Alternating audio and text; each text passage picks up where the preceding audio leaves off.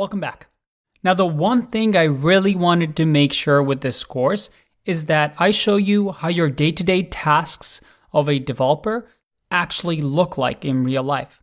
And the thing is, in our world, packages, libraries, tools are constantly being updated.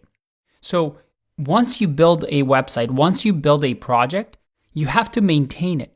And maintaining a project means making sure that the project still works years after you built it, making sure that you update libraries, because libraries like Bootstrap, well, they update constantly with new features, new privacy features.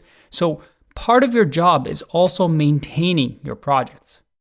Now, throughout the course, I show you how to update all of our projects to the latest version of a tool or library that it uses based on the current year. So we're going to do the same with this startup landing page. We haven't built this yet. We're still working towards it, but this is the finished product that you're going to have as well. And I'll also provide the code for you at the end of this section. But let's say a year passes. You've created your startup landing page. And guess what? Bootstrap comes with a new version. Look at that. The current Bootstrap version is this. And maybe your client says, hey, can you make sure that our website is up to date, that all our libraries that we use like Bootstrap are up to date? So you say, sure, no problem, boss, and you get to it. But how do you do that? Well, let's set up this example. You can pause the video here and try it for yourself if you like. But if I click on Get Started here, like we did in the previous video, we see that we now have the same thing as we did before, this time with the latest version of Bootstrap. So what I can do, let's say if I was updating my project, so let's just copy that, go back to my text editor, and where I imported or use the CDN for Bootstrap, which you can see that it has a lower version than it currently is, I simply replace that with the one that I just copied. I'm just going to replace this line with this new one. So you can see here that we have the latest version of Bootstrap.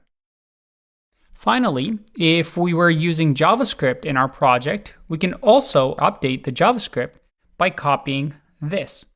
Now, we won't worry about this because in this project, we don't use JavaScript, and that's something that we'll cover later on in the course. But you can see here, I just simply updated the version. So now, when my HTML file looks for a Bootstrap CSS file, it's going to go to this location that points to the latest version. So let's save this and open up our project. If I refresh, everything should still work. Everything should still look the same. So good, we just updated it just like that. So now if I click on Find Out More, you'll see that I'll get my little subscribe form.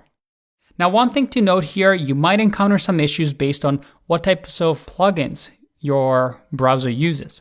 For example, here in this case, I'm using an ad blocker on my Google Chrome, and you can see here that it doesn't let me see the sign up form here. So what you might have to do is using the URL that you've created in your MailChimp. So remember, if you created a campaign with a landing page, it gives you a link usually, which is this one over here, which again, I'll show you how to create in the rest of the videos.